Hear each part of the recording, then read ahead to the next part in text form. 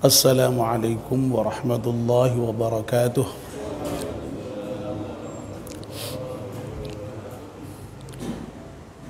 Bismillahirrahmanirrahim. Alhamdulillahi rabbil alamin. Wassalatu wassalamu ala asyrafil mursalin Sayyidina wa maulana Muhammad wa ala alihi wa sahbihi ajma'in, amma ba'd. Ibu-ibu, bapak-bapak, dan saudara-saudara sekalian, jamaah salat maghrib Masjid At-Taqwa yang dimuliakan Allah Subhanahu wa ta'ala.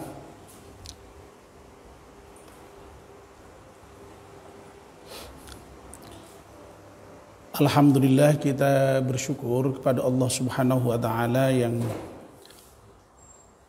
pada malam hari ini atas limpahan rahmat dan nikmatnya kita semua bisa hadir di masjid, salat subuh berjamaah, dan sekarang melanjutkannya dengan melakukan kajian ba'da maghrib. Kita mohon kepada Allah Subhanahu wa ta'ala semoga seluruh rangkaian ibadah kita di malam hari ini diterima oleh Allah Subhanahu wa ta'ala. Amin ya rabbal alamin. Mari kita mulai kajian kita dengan berdoa bersama-sama. Bismillahirrahmanirrahim. Ashhadu an la ilaha illallah wa ashhadu anna Muhammadar Rasulullah. Raditu billahi rabba wa bil islami dina wa bi Muhammadin nabiyyan wa rasulah. Rabbi zidni ilman nafi'a warzuqni fahman wa hukma wa alhiqni bis salihin, amin. Mohon bacaan Al-Fatihah sekali untuk pengarang kitab Nashihul Ibad, Al-Hadiniyah Al-Fatihah. A'udzu billahi minasyaitonir rajim. Bismillahirrahmanirrahim. Alhamdulillahi rabbil alamin, arrahmanir rahim, maliki yaumiddin. Iyyaka na'budu wa iyyaka nasta'in. Ihdinas siratal mustaqim. صراط الذين أنعمت عليهم غير المغضوب عليهم ولا الضالين, amin. Bapak dan ibu-ibu, kita masih meneruskan kajian kita kitab Nashihul Ibad. Kita masih membicarakan makalah yang ke-8. Makalah yang ke-8 ini dari Abu Hurairah radhiyallahu anhu yang menyampaikan sabda Rasulullah sallallahu alaihi wasallam bahwa ada 3 hal yang menyelamatkan, ada 3 hal yang merusak, ada 3 hal yang mengangkat derajat, dan ada 3 hal yang menghapus dosa. Nah, kita masih membicarakan tentang 3 hal yang menyelamatkan.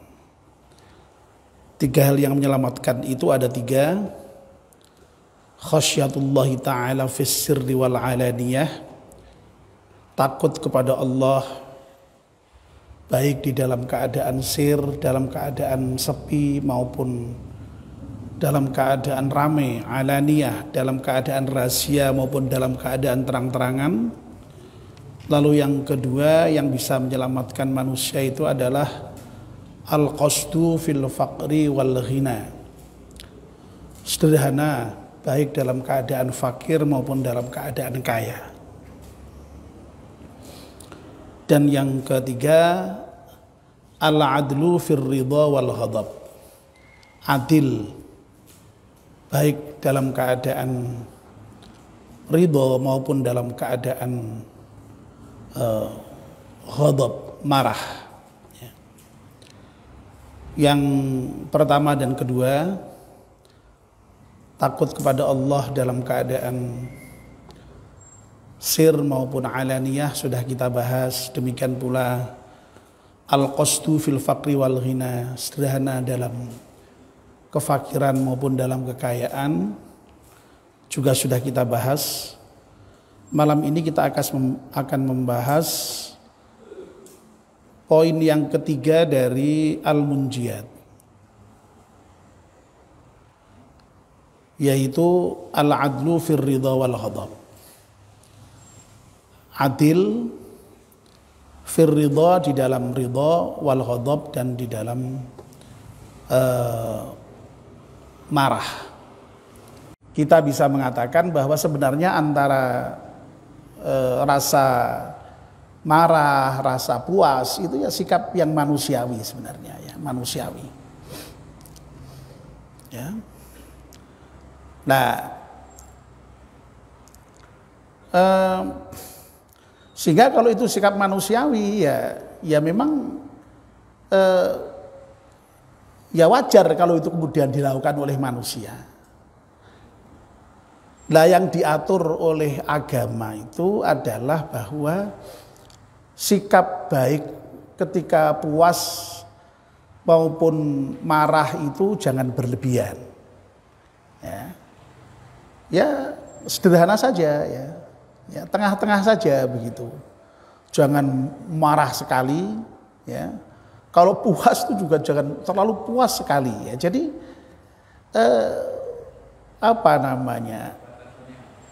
adil itu kan ya tengah-tengah itu, ya, tengah-tengah sebenarnya, ya. Hampir mirip dengan kemarin lah, ya. Jadi kalau fakir itu ya jangan kok lalu kemudian sangat menderita sekali, kalau kaya lalu kemudian jangan umpa-umpaan begitulah, ya. Sederhana lah, ya, sederhana, tengah-tengah itu yang dituntut, ya.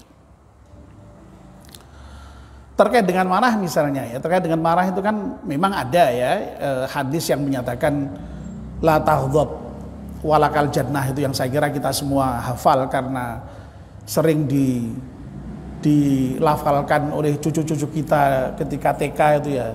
Kalau pulang dari TK itu kan itu sok ngajari kita la taghdab walakal jannah, la taghdab walakal jannah itu, ya.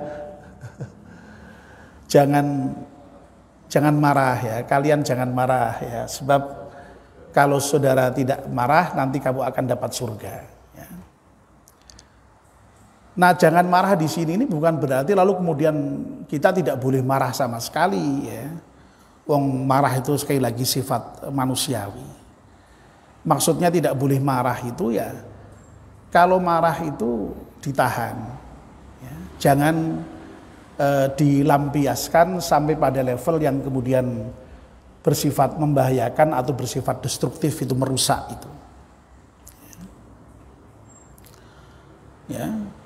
Kalau kita merujuk kepada surat surat yang sangat terkenal itu, ya, Ali Imran ayat 133 sampai dengan 134 itu misalnya, ya, yang saya yakin bapak-bapak sangat familiar, ya, bahkan mungkin sebagian hafal, ya. A'udzubillahi minasyaitonirrajim. Bismillahirrahmanirrahim. Wasari'u ila maghfiratin mir rabbikum wa jannatin arduhas samawati wal ardu 'iddat lil muttaqin. Alladzina yunfiquna fis sarra'i wad dharra wal kadhiminal ghaidha wal 'afina 'anil nas wallahu yuhibbul muhsinin. Dan masih ada lanjutannya lagi, ya. Rangkaian ayat itu cerita tentang ciri-ciri orang yang bertakwa. Nah, orang yang bertakwa di dalam ayat itu dicirikan dengan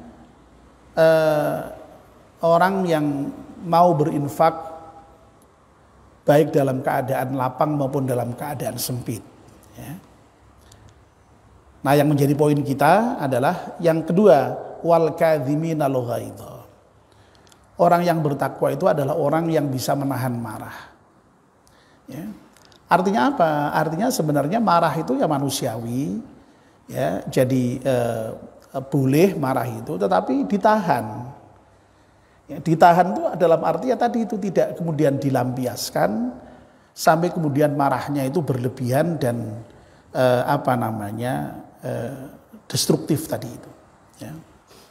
Atau dalam bahasa yang lebih sederhana, ya kalau orang itu marah, ya itu ya wajar, wong jenenge menungso.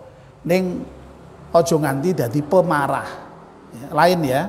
Antara marah dengan pemarah itu lain, ya. Kalau marah itu ya seperlunya memang kalau dibutuhkan, tapi kalau pemarah itu konotasinya apa kalau pemarah itu? Jabatannya, jabatannya pemarah, memang tukang marah, ya. Jadi saben hari marah, setiap saat marah ya.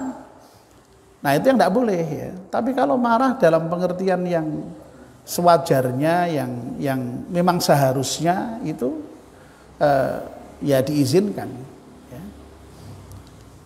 Dalam banyak riwayat ya Nabi pun juga pernah marah itu ya dalam kondisi-kondisi tertentu. Ya. Tapi dengan cara yang sangat terukur ya, dengan sangat terukur. Ya. Baik ya, jadi sekali lagi problemnya itu adalah problem batasnya itu ya. Jadi artinya jangan menjadi marah yang destruktif, itu yang jelas tidak boleh ya. Atau menjadi pemarah itu yang tidak boleh ya. Nah, sehingga makanya yang dianjurkan itu ya tengah-tengah itu ya, tengah-tengah ya. Jangan ifrat, jangan tafrid ya. Jadi bahasa lainnya begitu, jangan terlalu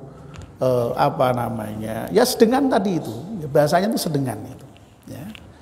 Ya, nah ini ya. Nah agar supaya ukuran itu menjadi terukur tadi itu, tidak berlebihan marah itu, bukan karena nafsu, bukan karena apa. Nah makanya kemudian lalu Imam Nawawi itu dengan sangat bagus itu ya, mencoba untuk membatasi yang dimaksud dengan adil ketika marah itu bagaimana, atau marah yang adil, marah yang sederhana itu yang bagaimana. Itu adalah dengan ayyaghdhabalillah, marah itu karena Allah.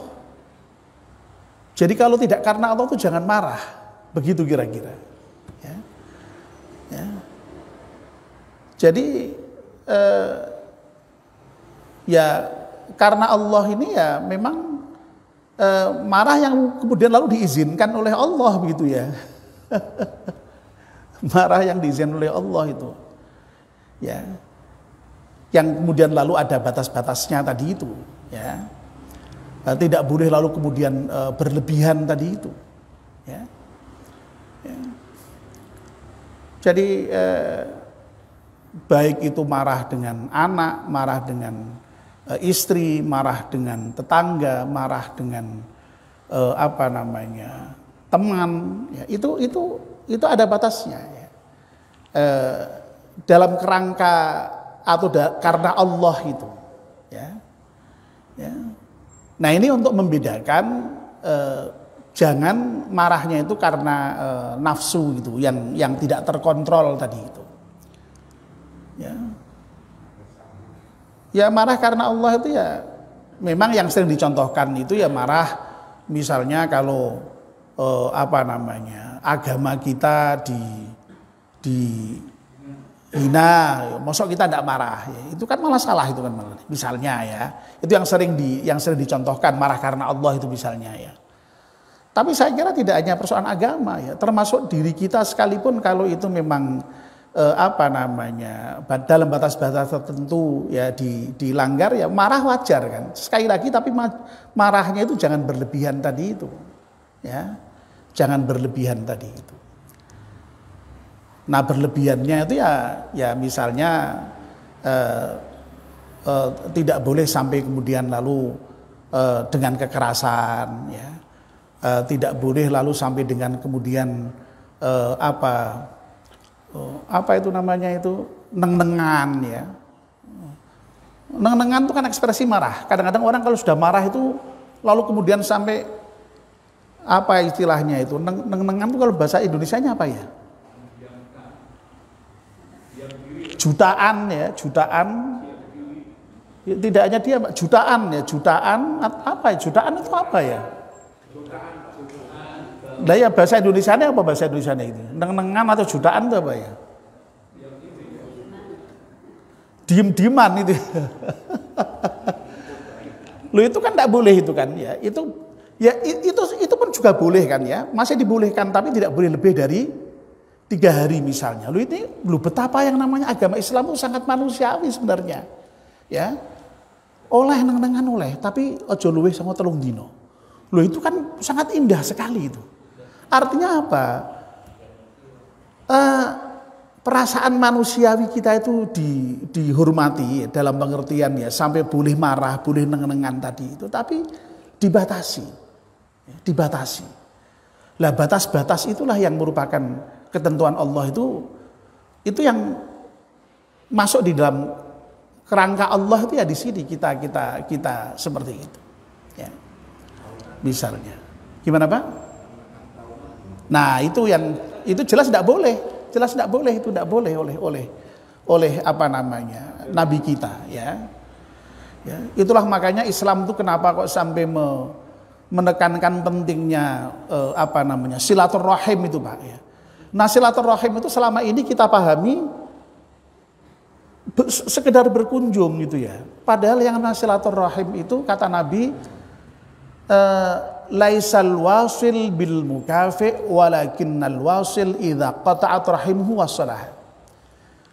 Seseorang itu disebut sebagai ahli bersilaturahim itu ketika ada saudaranya yang memutus tali persaudaraan, dia mau menyambungnya. Ada orang yang ngenengke, dia mau ngajak bicara. Ada orang yang tidak mau memberi, dia memberi. Itu luar biasa Pak. Lu nak ono angel, ya pancen angel. Agama angel, orang sing gampang ya. Angel tuh Pak, ya, angel. Tapi itulah yang dituntut agama seperti itu. Ya. Gimana?